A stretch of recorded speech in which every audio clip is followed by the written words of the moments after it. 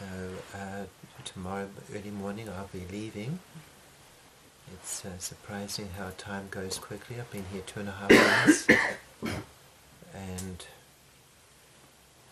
it's been a very rewarding experience. I must admit I've seen a lot of internet and followed the fake news. It's a bit of an education for myself because normally I don't have access to that. And I've had all this kind of different medical tests, which when you get to the age of 70, you start to find the body's beginning to fall to bits. Fortunately, it's not too bad.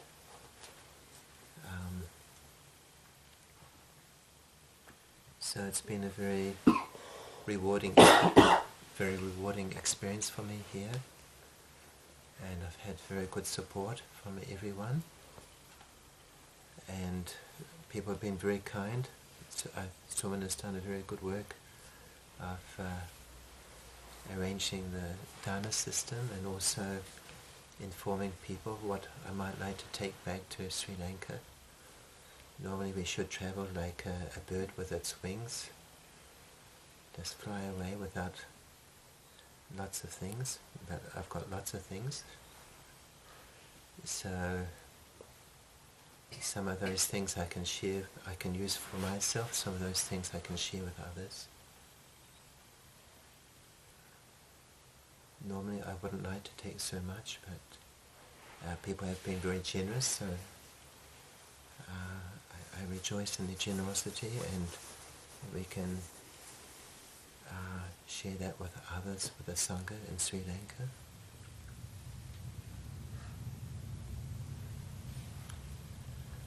And I must want to say, with staying here I get wonderful help from Nay, so I don't want to embarrass him, but Nay is a wonderful help, and I think for everyone who comes to the Vihara, and he's also like a Dhamma friend.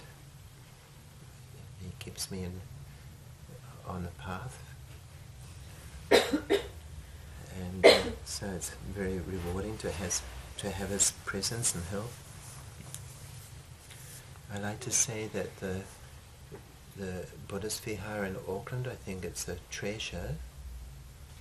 I think the committee members should be very careful to protect this place. I really rejoice in the fact that so many people can come to the Bodhi tree, use the shrine room without needing permission to do so. So the gate can be opened at any time. People can come here at any time of the day. Some people come in the evening, some people come early morning, some people come during the day. It's a very wonderful resource to have.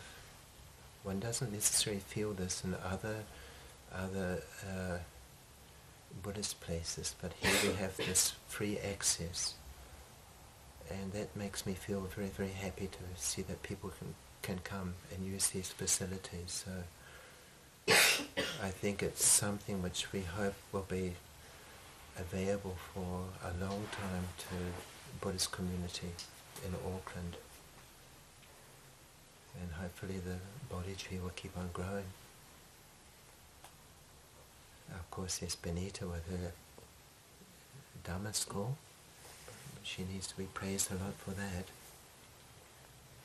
that. And I have been associated with this Vihara for many, many years. Back in the mid-80s it was much more basic, not so comfortable. We see the changes over a period of time, just even in terms of the Bodhi tree. And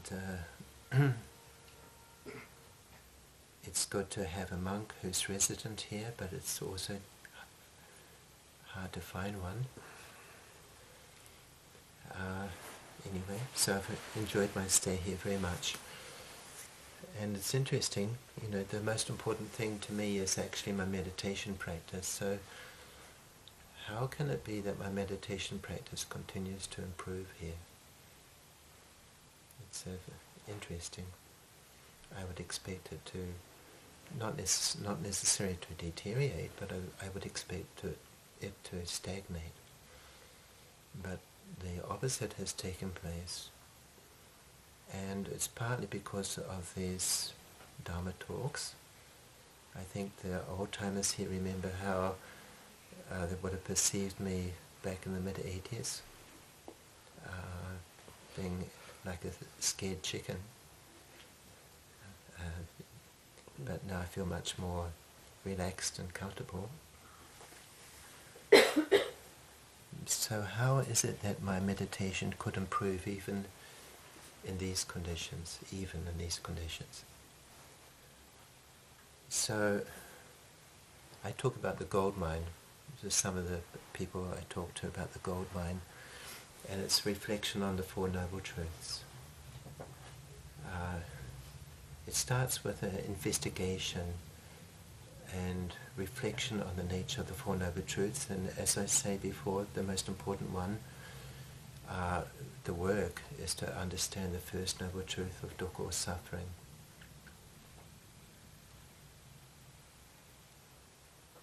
So that's actually now the main meditation I do every day. For many, many years I did anapanasati as a basis for my practice. I've done many, many kinds of meditation over the years. Anapanasati always stayed with me. I've done many meditations to try to improve or develop the mind. We have to find different ways to develop the mind. Sometimes we try some meditations and they don't work, so we need to investigate and find other ways to develop the mind. So in some ways you could call this citta bhavana, it's the development of the mind. And that's why maybe I can sit here and feel comfortable and not be like this frightened, scared chicken. So some development has taken place over the years. So why is it that even when I stay in the Vihara here, my meditation improves? It's not just because of anapanasati. I actually stopped doing anapanasati 4 or 5 years ago. The last time I was in New Zealand, I actually put anapanasati aside. But I was doing another meditation with the anapanasati since 1982.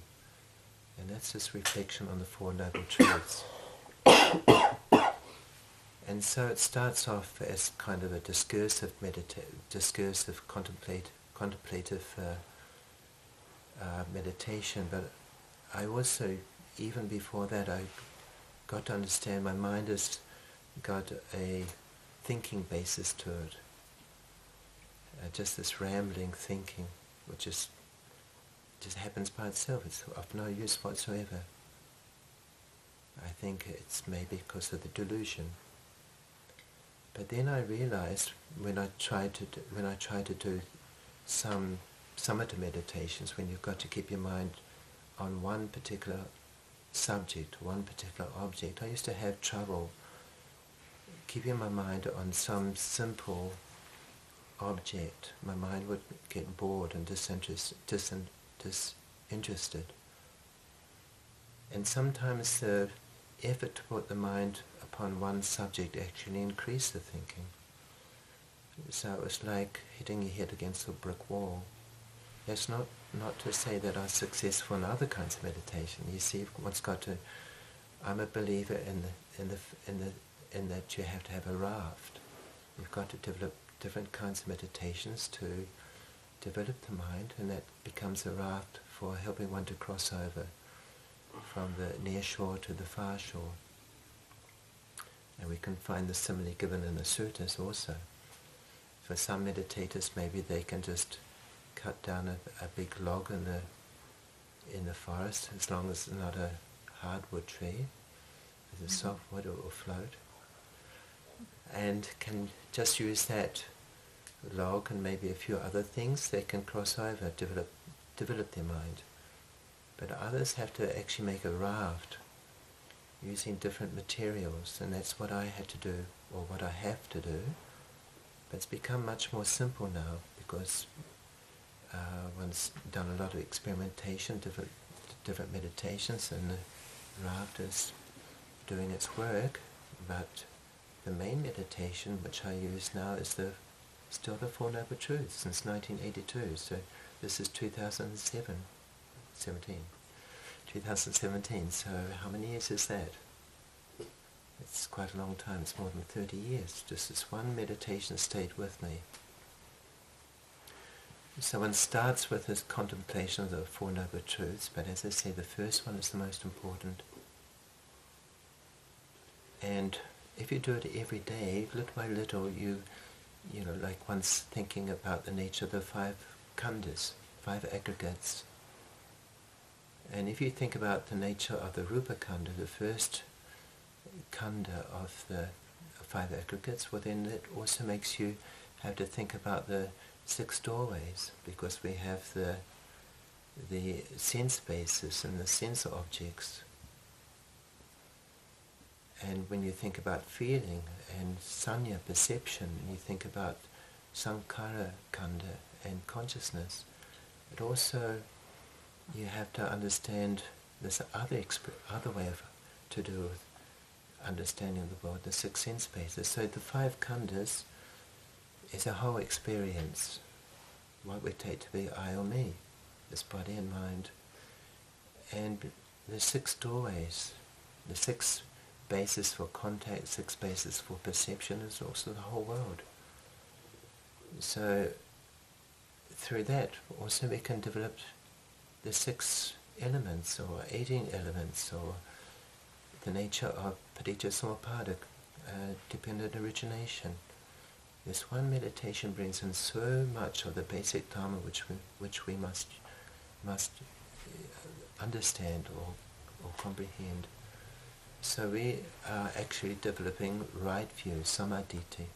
It starts off with this intellectual right view, what we actually gain from reading the suttas, what the Buddha himself actually had to say, and also through discussions with others, maybe listening to other teachers. But the Buddha said, you know, that his whole teaching, whatever he teaches, has this flavor of liberation. The Buddha says, just as the sea or the ocean has one taste, this taste is salt, so the Buddha's teaching has the taste of liberation. And by developing this contemplation of the Four Noble Truths, one can understand what the Buddha means. Little by little, if you can understand about the five aggregates, the six sense bases, six doorways, the dependent origination of which is happening from moment to moment by means of the eye, ear, nose, tongue, body or mind, one begins to see the nature of reality itself. One begins to develop the right view, the right understanding, wisdom, which begins to understand that we see things completely wrongly. The so-called patujana, the normal person, completely misunderstands the nature of his experience. The ordinary person believes that there's a substantial I, me, or something which we can call mine, that there's a substantial world outside. So the normal worldling is perceiving things as permanent, as happiness, as having an unchanging essence or self, or seeing the body in terms of being something which is beautiful. But if we develop this meditation on the Four Noble Truths, and by extension the six sense bases, six elements, dependent origination, one begins to see that actually the world is not permanent. There is no essence. Little by little, as one develops this right view, one sees the conditioned nature of the world, how whatever we see or hear, we understand this process. We understand this body and mind, we understand what it is. So this becomes our work. And initially it's very kind of a complex, complicated meditation. Just the 5 aggregates or the 6 sense bases. These are 2 different kinds of contemplations, but they actually all mix together, they join together. If we take the 6 elements, we take dependent origination, little by little we see that the Buddha's teaching is all one. Although it seems that there's different categories, there's different different dhammas arranged in different ways, little by little we begin to see that they all mix together and become one unified teaching, a teaching which is from the Buddha himself, enlightened one. It's a teaching which has this flavor of liberation.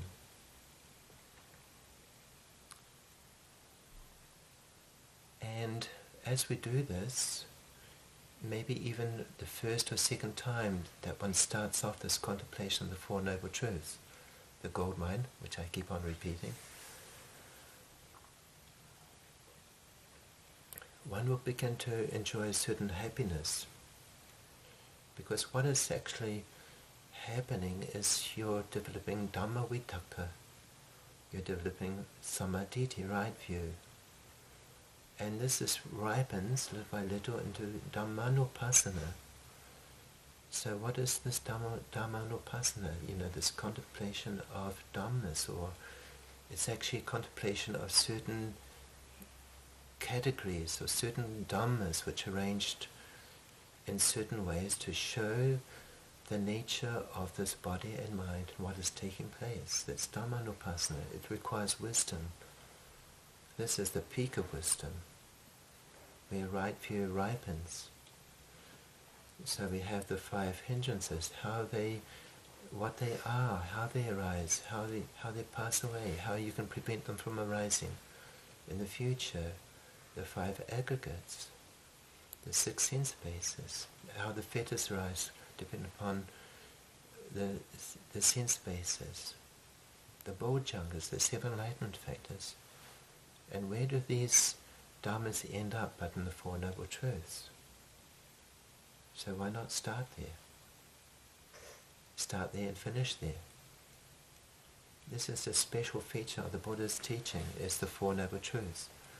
And sometimes the Buddha mentions also that 2 truths, that is suffering and cessation of suffering. So we actually have to understand what suffering means.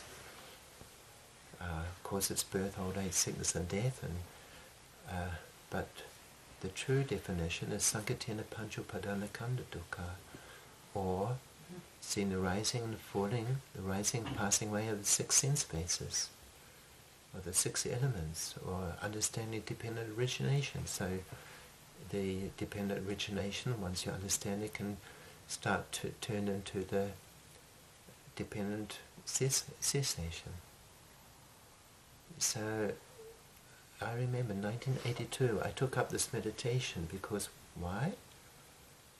As one part of the raft, I was interested in understanding feeling and the relationship between pleasant feeling and unpleasant feeling, and the craving associated with pleasant feeling, the craving associated with wanting to get away from unpleasant feeling, and also to understand equanimity. So I deliberately used pain meditation, sitting in a particular posture which would guarantee that I was going to experience pain.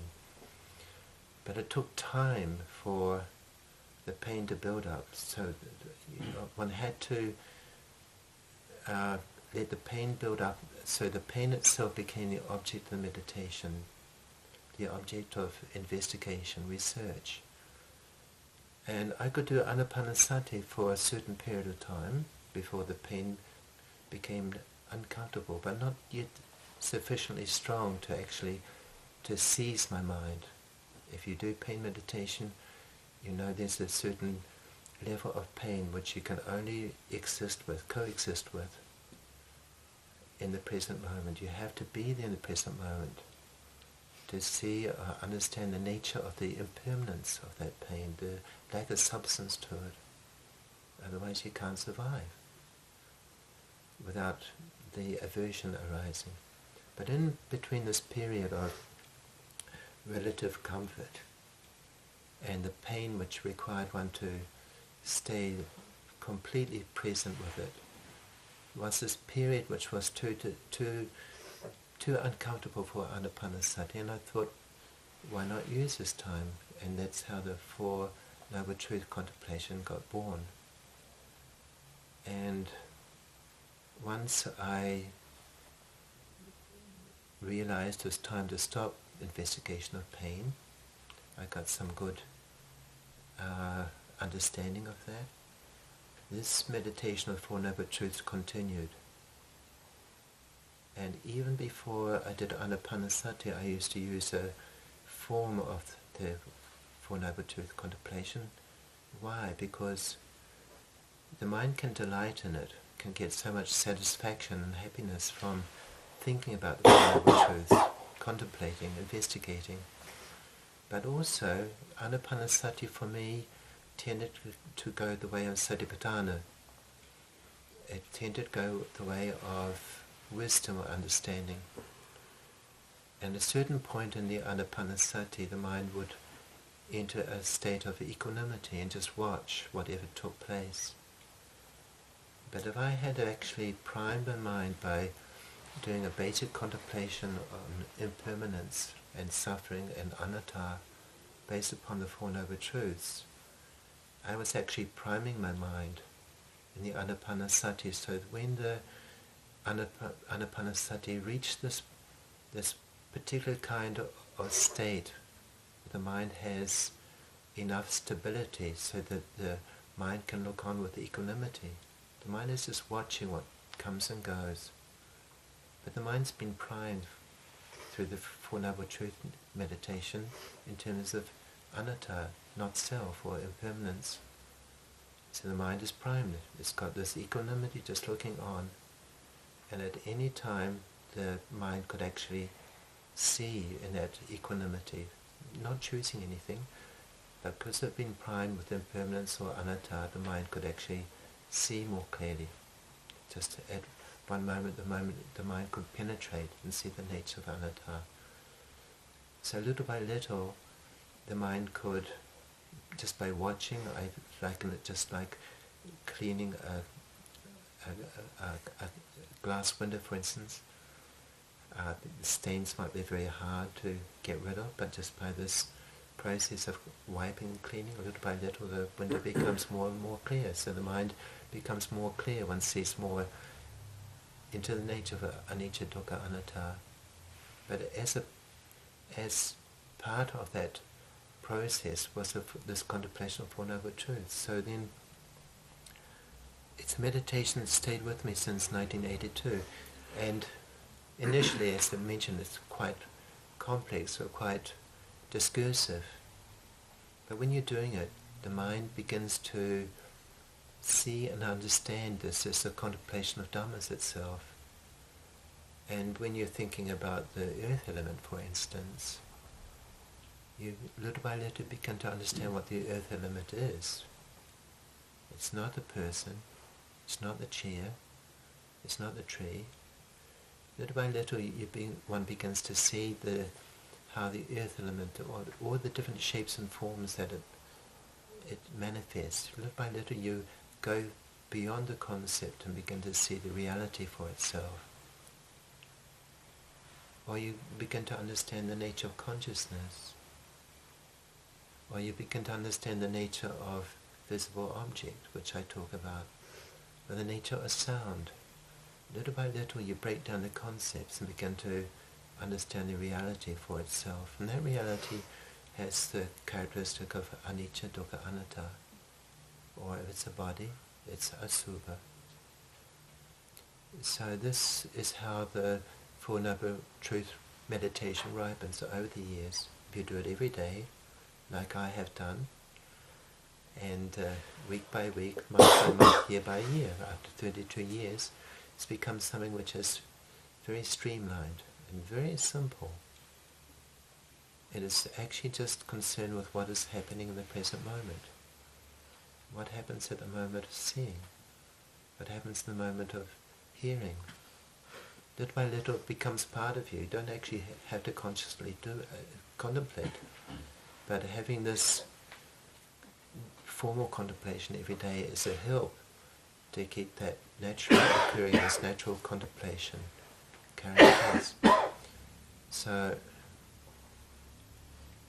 I started the talk about, I'm surprised, how is it that my meditation can keep on developing, staying on 29 Harris Road with access to the internet and with the cars going by outside, and you're in the city, you're not living in the forest monastery.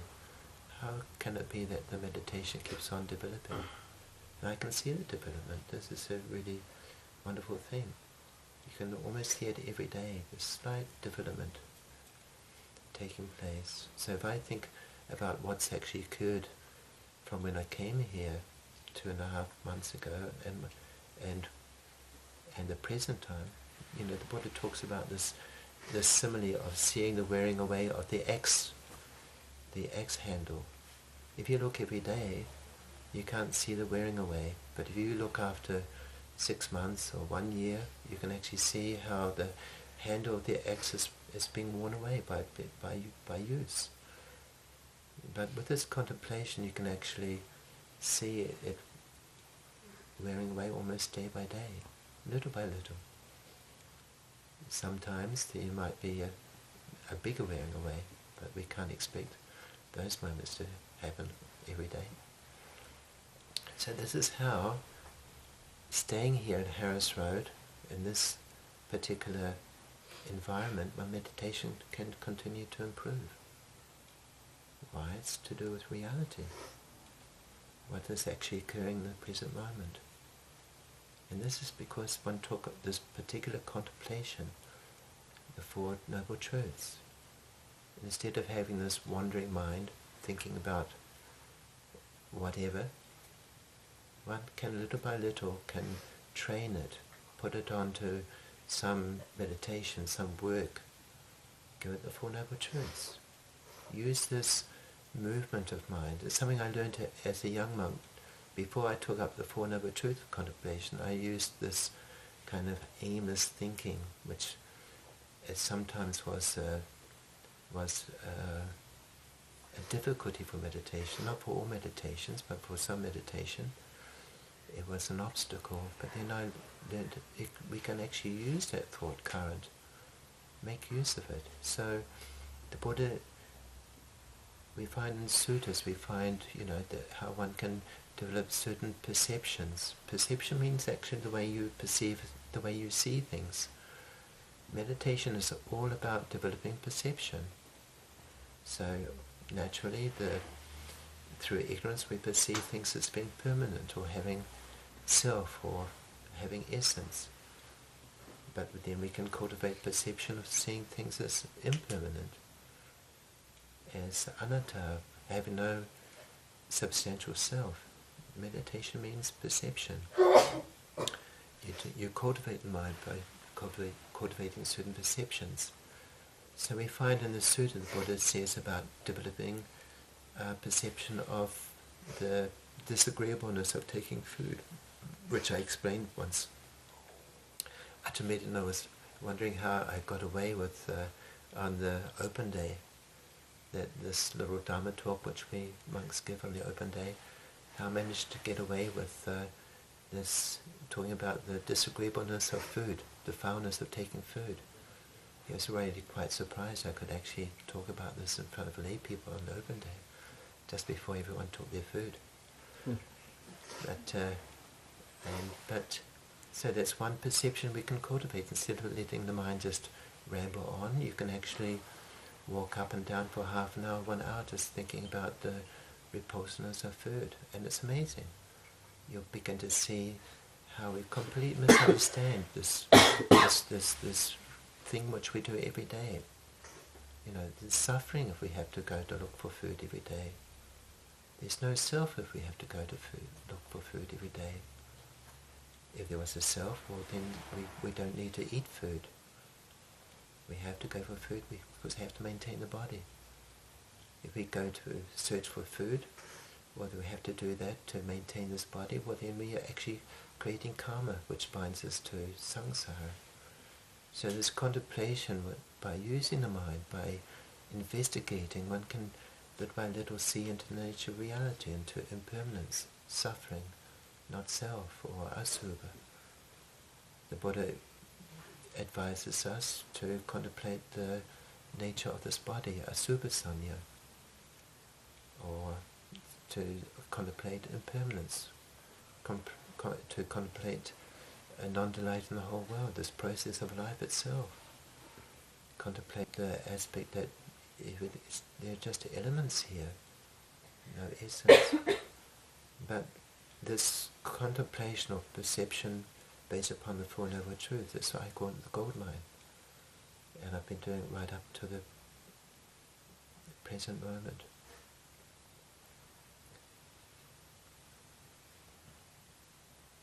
If you just think, just talk a little bit more. So we talk about this suffering and cessation of suffering. You know, we're born with these 6 sense bases, the eye, ear, nose, tongue, body and mind. A few unfortunate human beings are born blind because they have no eye sense. A few people are born deaf or dumb because they have no ear sense.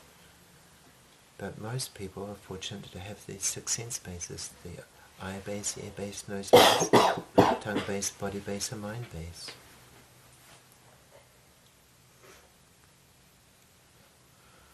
And we have no choice. That's what we're born with. It's a product of a past karma.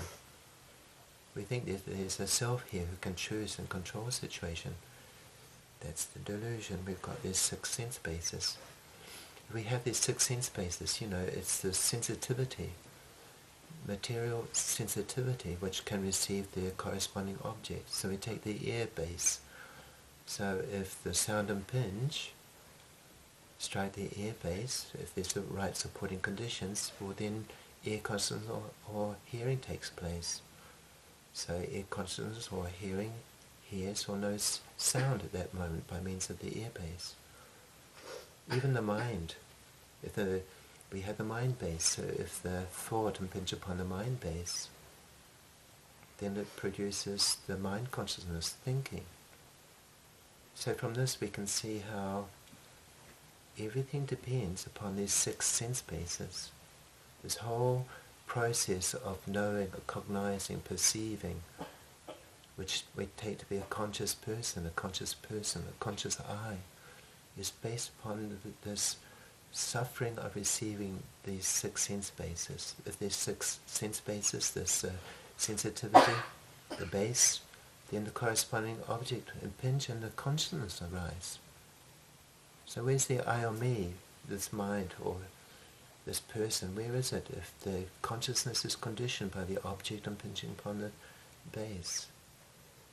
And you can see if you have these 6 sense bases, these are like 6 kinds of, it's like the skinned cow. There's a simile of the skinned cow. So the 6 sense bases, you know, the skinned cow is such that anything can bite and it causes the suffering, the contact taking place. Wherever it goes, whether it stands in the air, then flies, or horse flies bite it, or whatever bite, ants bite it. If it goes in the water, the fish or some creatures will bite it. We have these 6 sense bases. So there's 6 objects impinging and producing consciousness. That's a contact, the pasa taking place. We're like the skinned cow through these 6 sense bases. We have no choice. We have those, so then when the sense objects impinge, they produce the consciousness. We don't understand that. We have this ignorance about the nature of suffering. It's happening every moment. Is that happiness?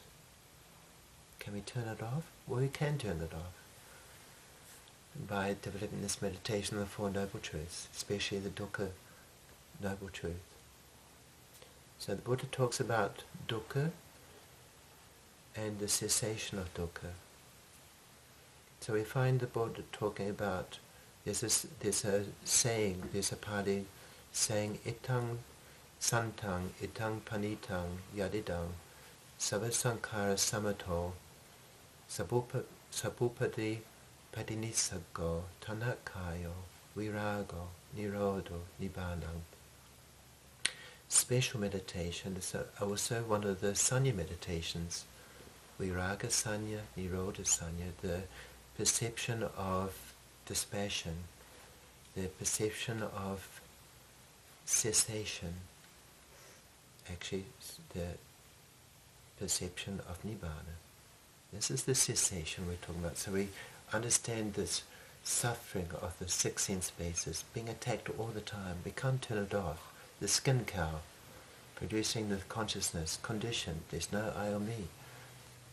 So how to turn it off? By developing this meditation on Four Noble Truths. Seeing the nature of reality, seeing the nature of the skin cow, seeing the pain, the suffering of actually being conscious, perceiving, being born, dying, samsara. So then the Buddha talks about itang santang, that which is peaceful, itang panitang, that which is sublime, yadidam, that is sabbasankhara samato, the tranquilizing of all formations. Through understanding the skin cow, understanding how this formation, the sankharas, are being produced. The mind, or consciousness, is being produced by the sense object impinging upon the sense base. The skin cow, the passa taking place, producing this knowing, this conscious process, this vijnana, the stream of consciousness taking place because of the sense basis. So sabbasankhara samato, the tranquilizing of all these formations. Formations, what's formed. If it forms, it's something which is formed, it's going to rise and cease. But this is the tranquilizing of what rises and ceases. Tranquilizing, pacifying it, bringing it to an end, bringing this rising and ceasing to an end. This conscious process of knowing to an end. Getting rid of the skin cow, getting rid of the six sense bases. Tranquilizing the formations which we take to be I or me, which we take to be life, which we take to be existence. Calming it down, bring it to an end, bring it to an end. Sabupati padinisko, relinquishing, giving up, letting go, relinquishing. Sabupati. Upati means the assets, the five khandhas, what you take to be yourself, your belongings, your wealth. Well, we're attached to the car. What's a car? It's actually, in reality, part of the Panchupadana Khandha. My son, my wife, my father. What's the meaning of this? If you actually analyze, if you have the Four Noble Truth contemplation, you understand this is just the work of mind, based upon seeing or hearing. This is the upati, the wealth, the assets, what one clings to is the five khandhas or six doorways. So, sabupati padinisko, let go all this, what you take to be of value, these five aggregates, give them up. Tanakayo, this is destruction of craving. We, through understanding the Four Noble Truths, through developing right view, we understand, through understanding, the craving is given up. I mean, why do we want to cling to something that arises and passes away? That's empty. Why do we want to cling to space? There's no essence to anything. Why do we want to cling to to anything. It's just something which is constructed by the mind, depending upon what we see or hear or smell, taste or touch, or think about. Why do we cling? We cling because we don't understand the nature of impermanence, we don't understand the nature of dukkha or suffering, we don't understand the nature of anatta, emptiness, no essence. So, through understanding we give up craving. We come to a point or condition where one has contentment, one doesn't want anything, no craving anymore. Isn't that happiness? No wish for anything, fully content. Then we have this virago, this incredible dispassion, the ending of attachment, the peace from this dispassion. We can say release in some ways, virago, this complete dispassion, this complete dispassion, wanting nothing, mind is released. Nirodho, cessation, ending of these five khandhas, ending of dukkha, ending of samsara, ending of rise and fall. Nibbana, nibbana, that's where there's no rise and fall, no five khandhas, the cessation of suffering. That's our goal. That should be everyone's goal if you're Buddhist. That makes life truly meaningful. So we could talk a little bit more about the nature of Nibbana, but I'm running out of time. Cessation, ending of this process of birth and death. Cessation, the ending of receiving these 6 sense bases. Ending of consciousness, ending of this rise and fall, samsara, ending of craving, ending of ignorance, come to total peace, no more rebirth. But if one's attained to Nibbana, then peace in this life. The khandhas must do their work until the karma, the action that created this birth, until it wears out. Once it wears out, then the 5 khandhas will cease. The mind has, even when the khandhas are still working, the mind is freed. The mind has this freedom, this happiness, this peace that has no limit. The freed mind can't be touched, can't be maybe like space. It can't be disturbed, even by the 5 khandhas, even if there's painful feeling, can't disturb the mind that's freed. Isn't that what we want? And when the 5 khandhas cease, well, 5 khandhas are dukkha, suffering. That's what we're asked to investigate. Sankatena panchupadana khandha dukkha. They cease. What's left? Well, you have to find out. I have to find out. So, 4 Noble Truths, the gold mine, dukkha or suffering is what we have to understand, comprehend. If we can comprehend and understand that, we will also understand escape. So I end my talk here. Handamayang wadakata sadhu pramta dhammase sadhu sadhu sadhu. I don't think we have time.